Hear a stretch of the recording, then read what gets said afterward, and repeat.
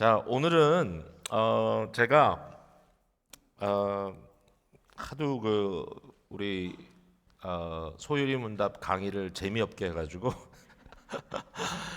이번에 한번 PPT를 써봐야 되겠다. 그래서 마음을 먹고 나왔는데 한번 보죠. 이게 잘 가나? 가네요. 자, 오늘 제목은 이거 갑자기 이상한 데로 갔죠? 예, 오늘 제목은 죽음, 부활 그리고 영화라는 제목이고요. 제가 본문은 고린도후서 4장 16절, 18, 16, 17, 18절을 읽었습니다.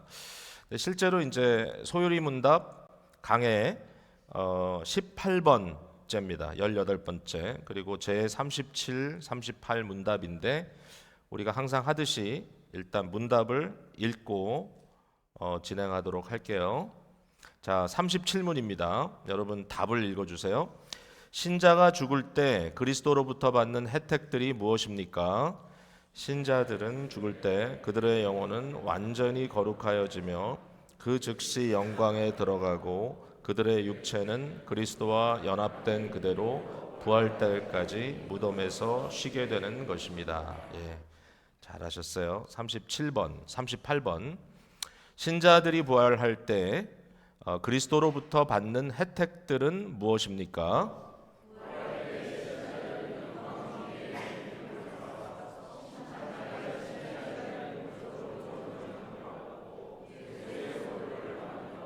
영원토록 하나님을 흡족하게 즐기는 완전한 축복을 받게 되는 것입니다. 네, 설명이 잘 돼 있죠. 그래서 처음에는 죽음 이후에 우리가 죽자마자 어떤 일이 벌어집니까? 이런 질문이고, 두 번째는 우리가 결과적으로 부활에 이를 텐데 신자들이 부활할 때는 어떤 일이 벌어질까요? 이런 질문을 지금 하게 된 것입니다. 자, 이제 오늘 내용을 저희들이 좀 더 자세하게 살피기 전에 일단 좀 약간 내용이 많아서 잘 안 보일 수도 있지만 소요리 문답 전체 구조 맥락 속에서 지금 우리가 어디 와 있는지 좀 보여드리고 싶어요. 자, 소요리 문답은 굉장히 논리적으로 이렇게 진행이 돼 있어요. 제일 처음에 질문한 질문이 뭐냐면은 인간의 가장 큰 제일된 목적이 무엇인가라고 질문을 했어요. 그게 사실 전체를 아우르는 질문이에요. 예, 인간이 뭐를 하기 위해서 무슨 목적으로 도대체 존재하는가? 이제 거기에 대한 답을 풀기 위해서 나머지 이제 106개의 문답이 형성이 되는 거예요. 자, 이 질문을 한 다음에 곧바로 다음에 나오는 게 뭐냐면은 그렇다면 인간의 제일될 목적이 하나님을 영화롭게 하고 그로 인하여 즐거워하는 것임을 어떻게 우리가 알 수 있는가? 답은 했는데 과연 그 답이 정답인지를 우리가 어떻게 아는가? 도대체 어떻게 알 수 있는가? 굉장히 중요한 인식론적 질문입니다. How do we know what we know? 우리가 아는 것을 도대체 어떻게 아는가? 자, 여기에 대해서 이와 같은 우리의 구원의 문제, 영혼의 문제, 인간 본질의 문제, 사실 이런 것은 우리가 물질적으로 살필 수 있는 게 아니잖아요. 눈에 보여서 우리가 눈으로 보고 만져서 알 수 있는 게 아니잖아요. 이건 훨씬 더 궁극적인 거잖아요. 그러니까 도대체 이것을 어떻게 알 수 있느냐, 여기에 대한 답은 하나님께서 역사적 계시로 주신 성경을 통해서 한다라고 답을 한 거예요. 그래서 성경이라고 하는 것을 답하는 게 이제 2문과 3문 또 문답에 나오는 겁니다. 자, 그러면 우리가 이런 질문했잖아요. 하나님을 영화롭게 하고 그로 인하여 즐거워하는 것이다. 그러면 성경을 통해서 이것이 사실인 줄을 아는데 그러면 도대체 하나님은 누구냐? 하나님은 도대체 어떤 분이냐? 여기에 대해서 4문답에서 6문답까지 하나님의 속성, 하나님을 설명합니다. 하나님이 어떤 분이라는 걸. 그리고 나서 계속 이어지는 것은 하나님께서 하신 일에 대해서 얘기합니다. 그러니까 who God is, 하나님은 누구인가? 그리고 what does he do? What did he do? 이거죠. 무엇을 하시는가? 여기에 대해서 가장 중요한 이제 내용으로 성경이 우리에게 증거해 주는 바 하나님은 모든 것을 계획하시는 분이다. 그러니까 미리 정하신다 이런 뜻이죠. 모든 걸 다 예정하시고 그 예정에 따라서 하나님은 창조하셨고 그리고 창조하신 모든 것들을 계속 유지해 가시고 그 목적을 향하여 끌고 가시는 이 섭리를 하신다. 어려운 단어들이지만 의미가 그런 겁니다. 그래서 하나님은 무엇을 하시는가? 하나님은 미리 정하시고 미리 계획하시고, 그러니까 모든, 예를 들어서 건물을 질 때도 그냥 막 짓지 않잖아요. 건물을 지려면 이 아키텍트가 있어가지고 일단 설계도를 잘 그려가지고 짓잖아요. 그럼 정말 설계한 대로 나중에 나와요. 제대로 설계를 하면. 그래서 이 하나님의 이 예정과 특별히 설계하시는 분들과 이게 맥이 좀 통하는 거예요. 아, 그런 거구나. 그리고 나서 실제로 지었어요. 온 우주를 창조하셨어요. 인간을 만드셨어. 그리고 그 모든 것을 유지해 가는 것, 섭리해 가는 것. 사실 사람이 하는 직업 중에 이 세 가지에 속하는 내용이 굉장히 많네요. 그 다음에 이 하나님께서 이렇게 위대한 일을 하셨는데 그 다음에 이제 문제가 뭐냐면은 결국 인간이 타락하잖아요.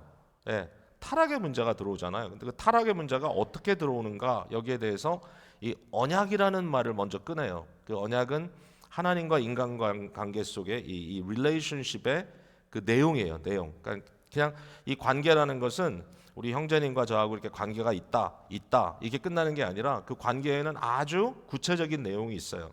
그러니까 내가 이분을 위해서 해야 될 게 뭐고, 이분이 나를 위해서 해야 될 게 뭐고, 또 우리는 만나면 어디서 만나고 어떻게 식사를 하고 또 어떻게 헤어지고, 이 모든 내용들이 들어가잖아요. 인간관계는 그렇잖아요. 그러니까 아버지와 아들 그러면 물론 그게 그냥 단순히 관계만 말하는 것이 아니라 아버지와 아들 관계는 어떤 관계인지 우리가 이해하잖아요. 그러니까 그게 언약이에요. 언약. 그러니까 하나님과 우리 관계는 어떤 내용이 들어가 있는가. 거기에는 하나님은 누구시고 상대 인간은 무엇이고 하나님은 무엇을 요구하시고 인간은 어떻게 응답해야 되고 그리고 그 결과는 무엇이고 인간은 그 결과를 어떻게 누리게 되고 뭐 이런 것들이 다 포함되어 있어요. 그래서 이 기본적인 관계 설정이 있었는데 문제가 뭐냐면은 인간 편에서 이 언약을 깨버렸어요. 이 언약을 깼어요. 약속을 깨버렸어요. 그러니까 이건 페어하지 않은 거예요. 왜냐하면은 이 언약이라는 것은 쌍방이 함께 어그리하는 거거든요.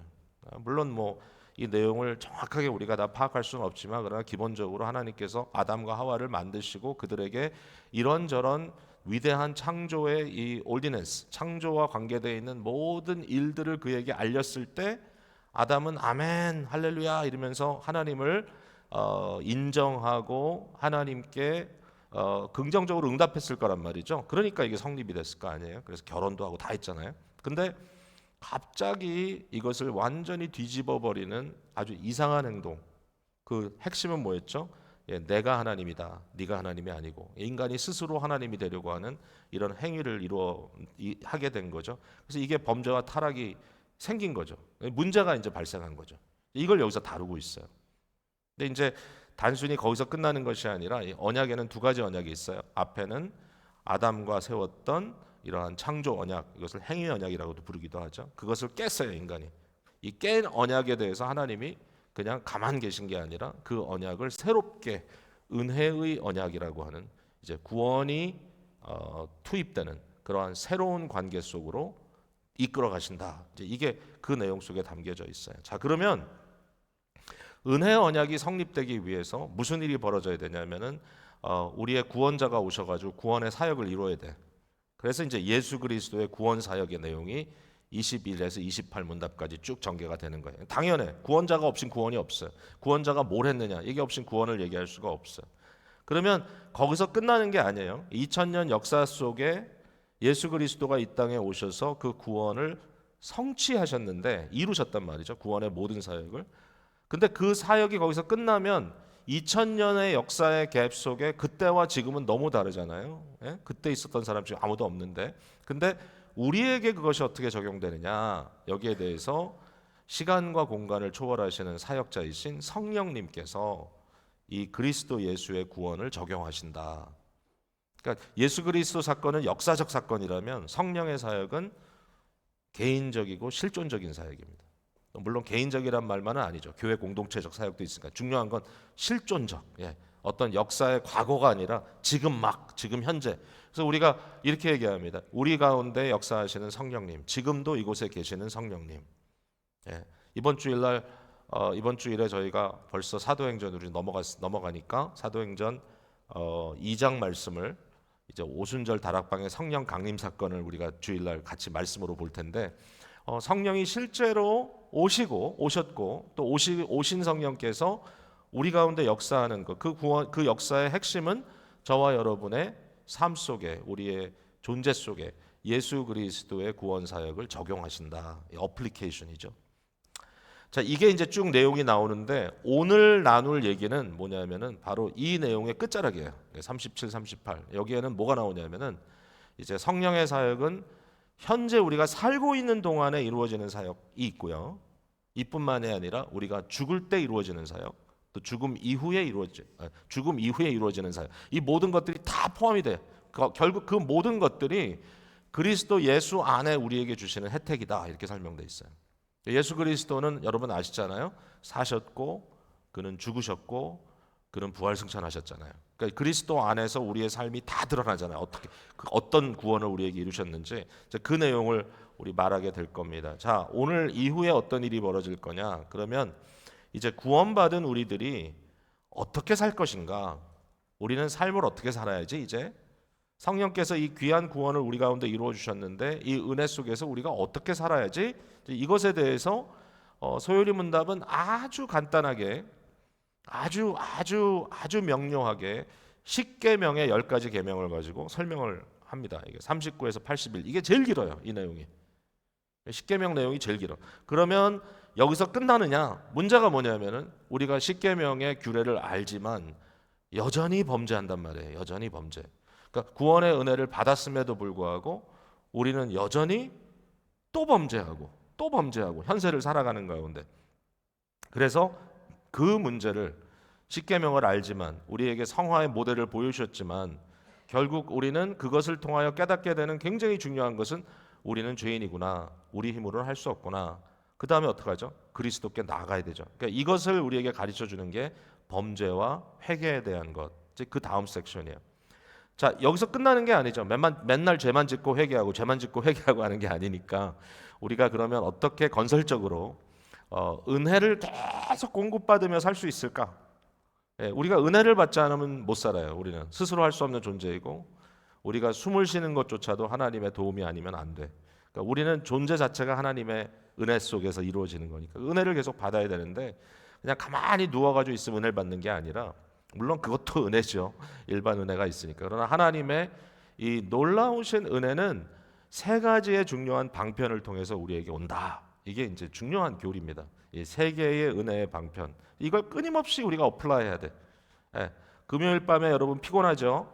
피곤한 밤 대부분 피곤합니다. 저도 이상하게 요새는 밤만 되면 좀 피곤해가지고 말씀을 전하다가도 머리가 하얘지고 그래요. 근데 오늘은 좀 안 그랬으면 좋겠는데 이게 좀 뭐가 바뀌는 것 같아요. 저도 60이잖아요.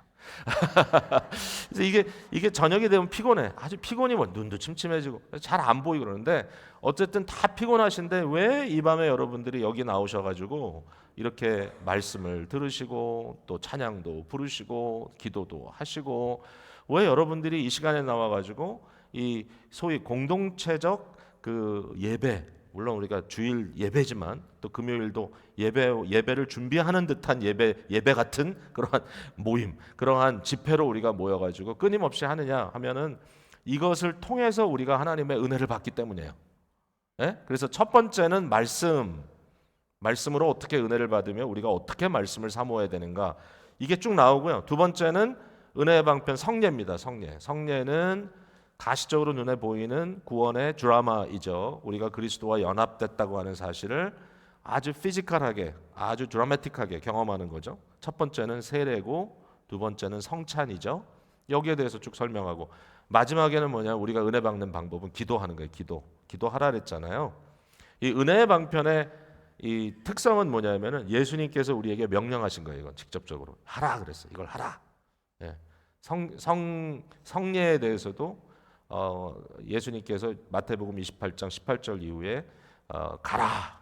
그리고 뭐라 했죠? 주 동사는 제자를 삼아 어떻게 함으로 모든 민족에게 가서 세례를 주라 그랬죠. 세례.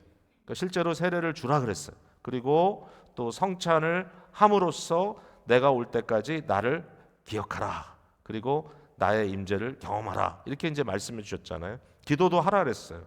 너희가 무엇이든지 내 이름으로 구하면 내가 이루리라. 기도를 하라. 간구하라. 구하라. 기도는 명령이에요. 그죠? 그러니까 이제 우리 주님께서 하라고 명령하신 것이 이제 나와 있어요. 그래서 이 은혜의 방편 마지막 기도에 대해서는 소율이 문답은 어떤 선택을 했냐면은 주님 가르치신 기도, 주기도를 설명하는 것으로 이 부분을 채우기로 그렇게 결정을 한 거죠. 이게 사람들이 모여서 결정한 거거든요. 그죠? 웨스트민스터 그 소위 이 모임에 함께 모여서 결정한 거니까 컴미리가 모여가지고 결정한 거거든요. 역사적으로 17세기에 그러니까 이렇게 결정을 했어요. 그래서 요 내용 107문까지 가면 나라와 권세와 영광이 아버지께 영원히 싸움나이다 아멘 거기까지 설명해주고 끝나요. 소율이 문답은. 그래서 우리가 지금 어디까지 왔느냐 이제 구원 사역에 대한 성취와 적용의 마지막까지 왔다. 이제 앞으로는 우리가 어떻게 살 것인가, 어떻게 은혜를 받을 것인가 이 부분으로 이제 전개가 되겠죠. 자, 오늘 설명을 했고요. 이제 남은 얘기 좀 할게요. 자, 구원의 범위는 어디까지냐 하면은 제가 말씀을 통해서 보니까 성령께서 우리에게 적용하신 구원의 범위는 현재와 미래와 영원이에요. 그래서 우리가 살아있는 동안에 구원은 이루어져요. 우리가 죽어서 구원받는 거 아니에요. 우리가 이미 구원받았어요. 이미 어떤 구원을 받았어요? 우리 안에 새로운 생명이 태동되는 이 새로운 중생의 은혜를 받았어요. 성령께서 우리에게 효과적인 부르심을 주셨어요. 그것으로 인하여 이미 우리는 하나님 앞에 의롭다 칭함을 받았어요. 의롭다고 우리는 이미 인정받은 자들의 구원이에요. 그게 단순히 거기서 끝나는 것이 아니라 하나님의 아들, 딸로 인정받았어요. 또 우리 안에는 그리스도 예수를 닮아가는 성품과 내적 변화가 이루어지고 있어요. 또 관계적 변화도 따라 이루어지고 있어요. 이 변화를 우리가 성화, 거룩하여지는 과정이라고 말해요. 성화의 과정으로 우리가 지금 가고 있어요. 이것은 현재 진행형이에요. 그러니까 이런 일이 실제로 이미 우리 안에 이루어지고 있다라는 거예요. 자, 정말 성격이 정말 이상하고 정말 같이 있으면 너무 피곤하고 힘들었던 사람인데 오래 같이 살다 보니까 괜찮네. 그런 생각이 드는 부부들이 계시죠, 이 자리에. 부부가 함께 살아갈 때 힘들죠. 처음에는 뭐 눈이 멀어가지고 연애하고 이제 그러고선 결혼까지 했는데 그 다음부터 눈앞에 보이기 시작하는 모든 흠집들. 결국 겉으로 있는 흠집은 아무것도 아닌데 진짜 어려운 거는 이제 마음의 문제들이죠. 이런 것들이 드러나기 시작하면서 서로의 심리적 약점이 드러나면서 막 어렵고 힘들어요. 근데 이런 것들을 시간이 지날수록 우리는 감정이라는 사랑이 아니라 의지라고 하는 사랑을 통해서 이것을 계속 연습하면서 사랑으로 엮어가죠. 그 결과가 어떻게 되냐면요. 서로 변하는 걸 느껴요. 그러니까 내가 20년, 30년 함께 살았는데 당신 하나도 안 변했어. 가끔은 이제 우리 화가 나면 그런 얘기 하는데요. 그렇게 하지 마세요. 그건 성도답지 않아요. 진짜 화가 나거든. 조금만 변했어. 이렇게 얘기하세요. 하나도 안 변했다 그러면 상대가 너무 절망하잖아요. 정말 아무것도 안 변했어. 아니, 변하긴 변했죠. 조금 변했죠. 우리가 시간이 지날수록 우리 입맛도 바뀌고 우리의 기대감도 달라지고 그런 거예요. 여러분, 옛날에는 스트리트푸드를 먹어도 맛있었는데 지금은 옛날에 먹었던 스트리트푸드를 가서 먹으면 맛이 없어요. 그땐 그렇게 맛있었는데 왜? 우리 입이 다 고급스러워졌어요. 그러니까 사람들을 보면 너 하나도 안 변했어가 아니라 내 입맛이 너무 더 고급스러워졌기 때문에 변해도 몰라 이제는. 그렇지만 변하는 거야. 왜? 이것은 하나님의 약속이니까. 왜? 우리가 변하는 줄로 믿으시기 바랍니다. 아멘 잘 안 하시네. 왜 안 해요? 아멘을 하셔야지. 변하는 줄로 믿으시기 바랍니다. 아멘 하셨어요. 그러니까 서로 그렇게 얘기하세요. 당신 여전히 내가 마음에 들지 않지만 그래도 요만큼 변했어. 내 기대는 이만큼 변하는 거야. 자, 이 모든 것이 이루어졌어요. 그런데 죽음 상태로 들어갔을 때 우리는 그 상황 속에서도 구원을 지속적으로 경험합니다. 또 다른 의미를 경험합니다. 그러니까 우리가 기대할 게 있어요. 아니, 죽을 때 뭘 기대하냐? 근데 죽을 때 또 기대할 구원의 역사가 있어요. 그리고 나서 이제 죽음이라고 하는 이 중간지대, 그러니까 뭐죠? 기다리는 거죠. 아직 완성은 아니에요. 그러니까 완성은 부활이니까 부활이 올 때 그때 누릴 구원이 또 있어요. 그러니까 이 구원이라는 것은 계속해서 놀라운 은혜의 자리로 더 깊이 들어가는 거예요. 그러니까 그거를 우리가 기억해야 돼. 그래서 고린도후서 4장 17절 오늘 읽은 본문 속에 현재 우리가 겪고 있는 매일매일 겪고 있는 삶을 잠시 받는 환난이라고 불렀어요. 잠시 받는 환난. 지금 환난 있죠 우리 가운데. 예. 병으로 인하여 투병하는 분들 계시고 매일매일 직장에서 일하면서 도전받는 분들 계시고 인간관계에서 힘든 분들 계시고 또 미국에 살다 보면은 은근히 인종차별도 있고 또 아이들 키우면서 오는 여러 가지 고된 일도 있고 막 사람들 사이에서 오해도 생기고 어떨 때는 정말 내가 피할 수 없는 일인데 결국은 사람들과 부딪히는 경우도 있고 이런 것들이 계속 있어요. 근데 이것은 두 가지를 얘기했어요. 오늘 본문에도 잠시라는 거. 그러니까 우리가 이후에 겪을 영원에 비하면 이건 잠시다. 현세는. 두 번째, 이것은 가볍다.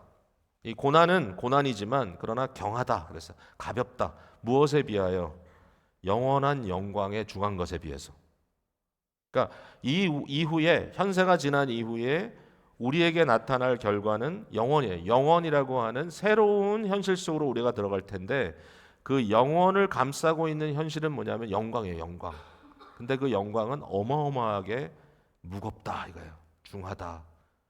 이 세상에서 우리가 겪고 있는 고난이 힘들고 중하지만 그러나 나중에 우리가 누릴 영원한 영광의 무게에 비하면 아무것도 아니다. 이렇게 설명하는 거예요. 그러니까 지금 우리가 누리는 구원도 굉장히 좋지만 지금 우리가 구원을 누리면서 좋아도 하고 어떨 때는 힘들다고 아우성도 치지만 그러나 사실은 이것은 연습 정도밖에 안 돼요. 이후에 나타날 어마어마한 구원의 또 다른 페이즈가 우리에게 올 텐데 이것은 그 영광이 너무너무 중하다. 이제 이렇게 말하고 있어요. 자, 죽음의 상태에 대해서 얘기를 해볼게요. 이 죽음의 상태는 뭐냐면요, 굉장히 인간에게는 좀 부자연스러운 상태예요. 왜냐하면은 우리의 영혼과 우리의 육체가 분리되는 거예요. 분리되는 것. 근데 이 분리는 영구한 분리가 아니에요. 일시적인 분리예요. 물론 이제 여기에 대해서 제가 좀 더 설명은 해야 돼요. 자, 어쨌든 영혼은 어떻게 되느냐? 영혼은 완전히 거룩하여지며 즉시 영광에 들어간다라고 우리 소일이 문답은 말하고 있어요. 여기에 대해서 제가 프루브로 드릴 수 있는 성경 구절인데 조금 이따 나오니까 좀 기다려 보세요. 그러니까 우리의 영혼은 세상을 떠나는 즉시 하나님의 품으로 가고 완전하게 거룩을 이루고 더 이상 죄의 이 상태에서 허우적거리는 것이 아니라 죄로부터 벗어나는 그러한 역사가 일어난다.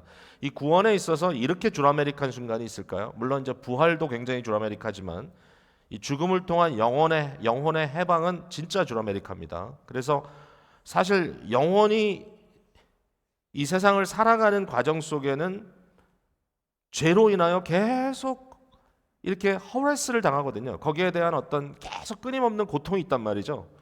그 죄 속에 내가 죄로 인하여 나도 죄를 짓고 죄로 무뎌지고 사실 죄 중에 제일 무서운 죄는 육체의 죄가 아니라 정신적 죄, 영혼의 죄라고 했죠.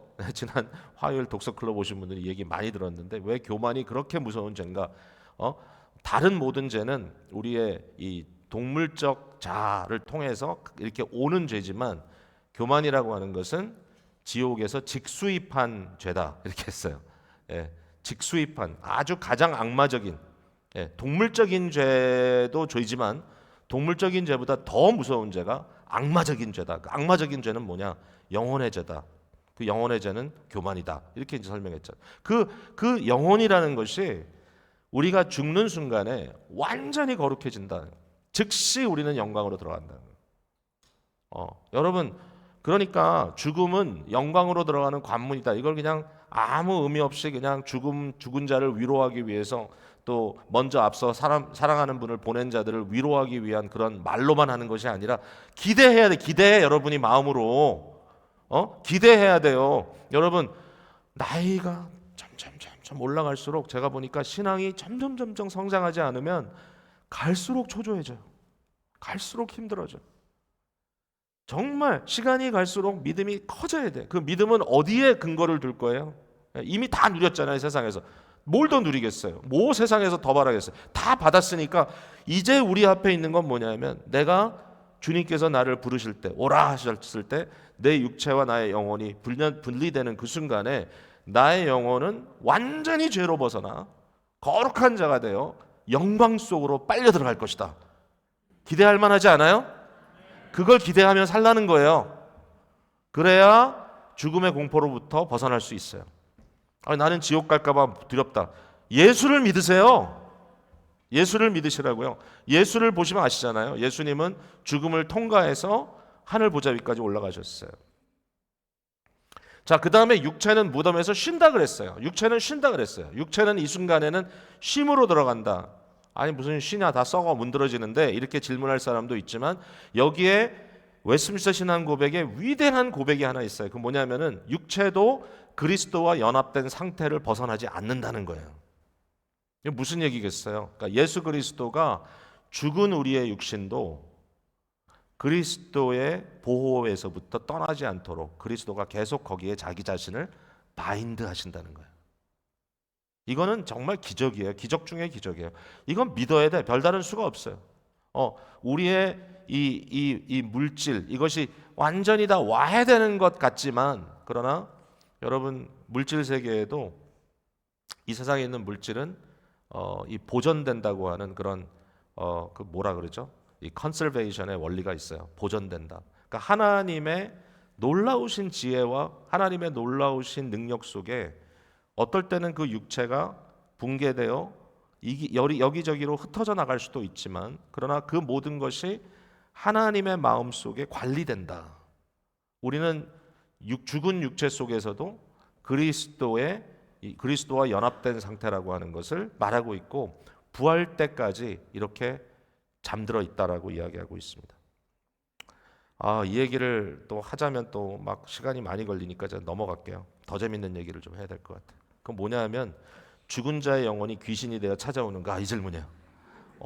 그 여러분 생각에 뭐 그런 거 있어요. 근데 원래 이제 제사를 드리는 건 뭐냐면은 일정한 때가 되면 돌아가신 아버지의 혼이 다시 돌아와서 우리의 제사 제물을 받으시는데, 그 굉장히 물질적이에요. 왜냐하면 음식을 차려놓고 실제로 그 음식을 먹는 것처럼, 드시는 것처럼, 우리가 대접하는 것처럼 막 젓가락도 꼽아놓고 막 이러면서 드신다, 이렇게 생각을 합니다. 물론 여기에 대해서 저는 제사를 한 번도 드려본 적이 없어요. 저는 어렸을 때부터 그냥 믿는 가정에 자랐고, 우리는 우리 부모님들만 북한에서 탈출하신 분들이라서 할아버지 할머니도 없이 자라가지고 제사라는 거는 제가 별로 경험이 없는데, 근데 아마 제사를 드려본 분들이 계실 테니까 그게 어떤 의미인지 알 수 있을 거예요. 자, 근데 요즘에 그 파묘라고 하는 영화가 엄청 유행인데, 그제 또 어떤 형제가 파묘 봤다고 나한테 막 자랑하면서 목사님도 봐야 된다고. 어떤 사람은 목사는 보면 안 돼요. 그리고 어떤 사람은 목사도 봐야 돼요. 뭐 이런 사람들이. 결국 이제 어떤 굉장히 좀 이런 비밀에 쌓여 있는 어떤 묘지를 이제 이장하는 그런 과정에서 나타나는 그런 일인데, 저는 보지 않았으니까 잘 모르지만 여기에 그 무당이 하나 등장하는데 뭐 연기를 기가 막히게 한다고, 하여튼 그래가지고 그 이제 신접한 이 귀신이 와가지고 이제 테이크오버하는 이제 그러한 모습을 그렸다고 해서 이제 이게 굉장히 사람들 앞에 아주 재밌잖아요. 근데 여러분 이게 한국에만 있는 게 아니에요. 이런 영화가 좀 약간 필링은 다르지만, 여러분 1990년에 나왔던 고스트라는 영화 아세요? 기억하세요? 네, 패트릭 스웨이지하고 데미 무어하고 연기했던 건데, 이제 중요한 건 뭐냐면 이 남자가 죽잖아요. 남편이 아니라 보이프렌드인데 죽잖아요. 이 살해를 당하는데, 자기를 살해했던 사람이 자기의 애인도 막 해하려고 죽이려고 하니까 그 애인을 보호하기 위해서 이 죽은 남자의 이 귀신이 와가지고 이제 같이 지내는 거예요. 와서 막 이렇게 연애 감정도 다시 일어나고. 근데 이제 중요한 건 뭐냐면 거기에도 무당이 있어요. 무당. 여러분 무당 아세요? 거기 사이킥이 하나 나오죠. 사이킥이. 그 무당 우피 골드버그. 그 무당이 나와가지고 거기에서 또 뭘 합니다. 이게 일상적인 사람들의 마음 속에 재밌게 생각하는 부분이에요. 근데 이제 진짜 제가 지난주에 이 질문을 받았어요. 어떤 분한테. 목사님, 이 구절을 어떻게 이해해야 돼요? 사무엘상 28절에 보면 사울이 사무엘을 다시 보기 위해서, 죽은 사무엘을 보기 위해서 엔돌에 무당을 찾아가죠. 신접한 여인을 찾아가서 사무엘을 불러내라, 그렇게 하니까, 사실 그 당시에 사울은 모든 그 주위에 있는 이 무당들을 다 죽이라 그랬는데 이 여자가 있었던 거예요. 그걸 신하들이 알아냈어요. 그러니까 이 여인은 너무 불안하죠 지금. 자기가 잡히면 큰일 나니까. 근데 사울이 와가지고 사무엘을 불러내라. 여인이 사울인 줄 알고 왜 이런 일을 나한테 시키냐. 사울이 내가 너를 죽이지 않을 테니까 나 지금 너무 다급하니까 사무엘을 불러내라. 근데 땅에서부터 사무엘이 올라와요. 그래가지고 사울에게 내일 너도 죽는다. 나와 같이 있을 거다. 너와 내 아들들이 나와 같이 있으리라. 이러고 호통치고 돌아가요. 그래서 이제 이게 도대체 뭐냐? 여러분 헷갈리죠? 헷갈리죠? 근데 저는 이 부분에 대해서 그 사무엘상 28장에 보면 사무엘의 모습이 어떤 모습인가 하면은 노인이에요.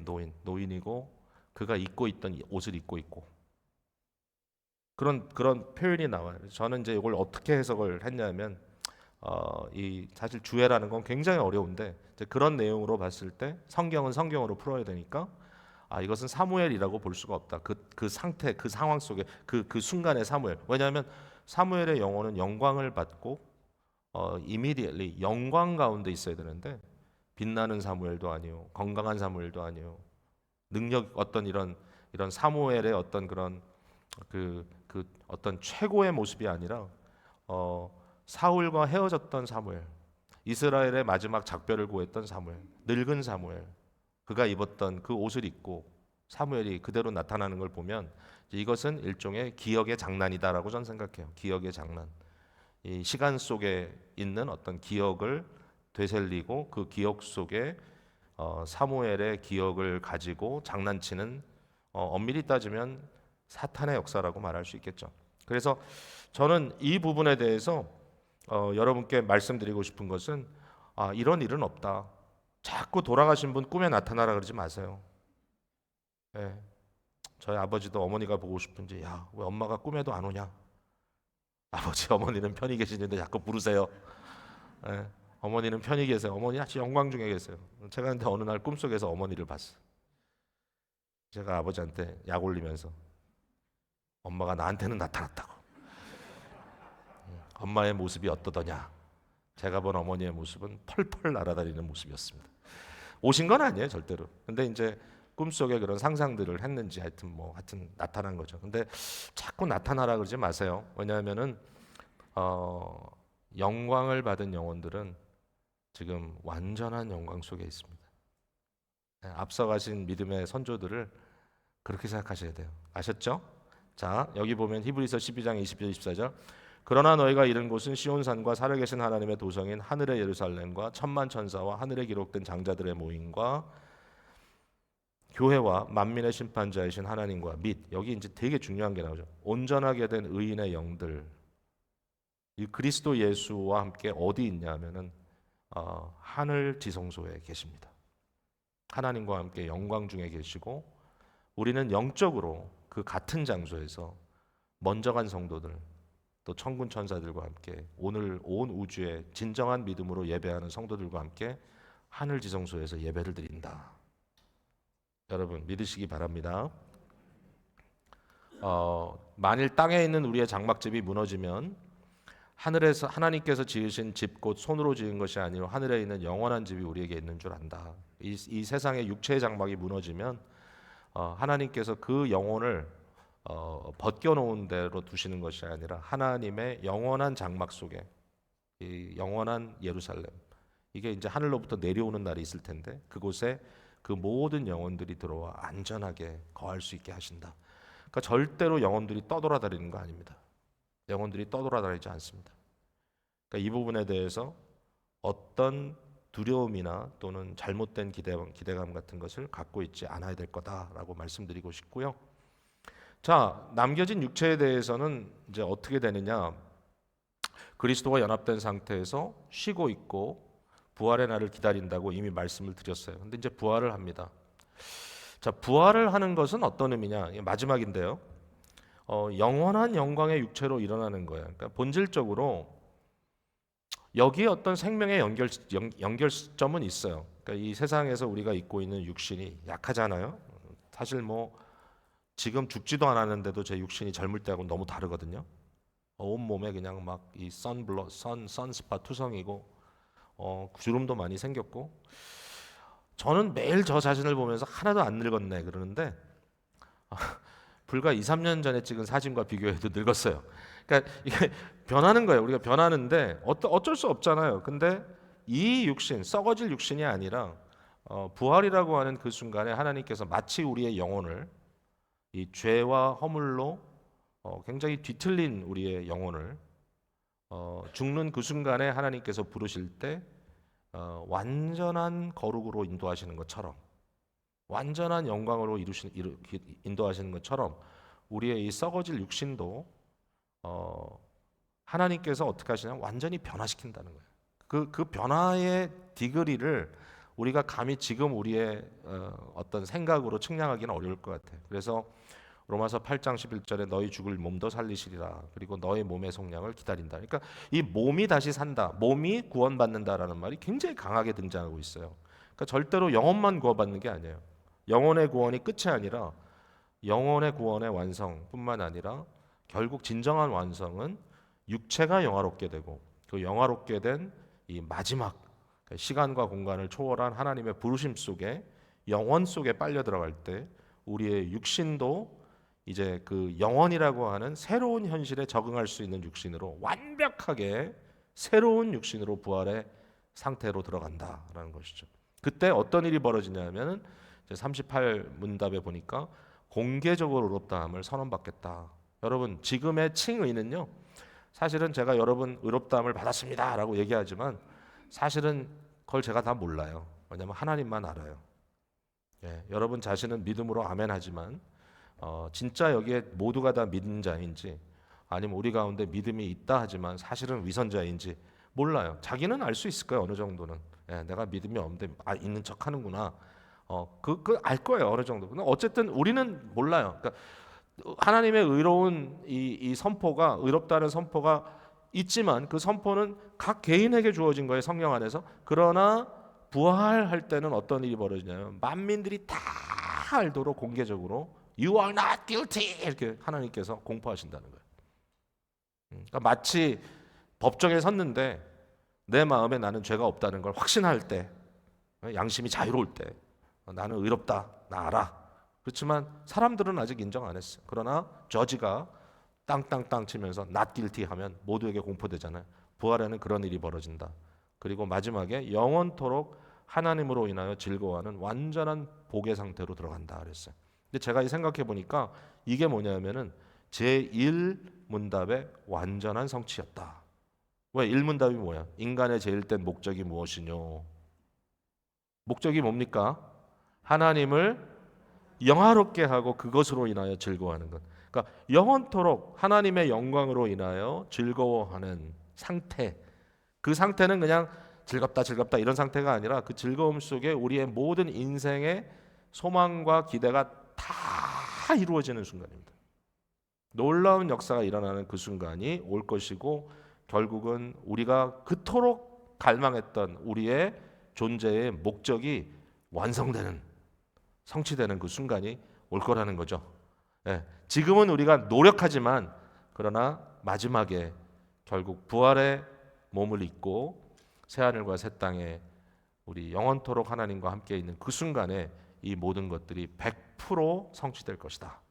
이게 구원의 그림이에요.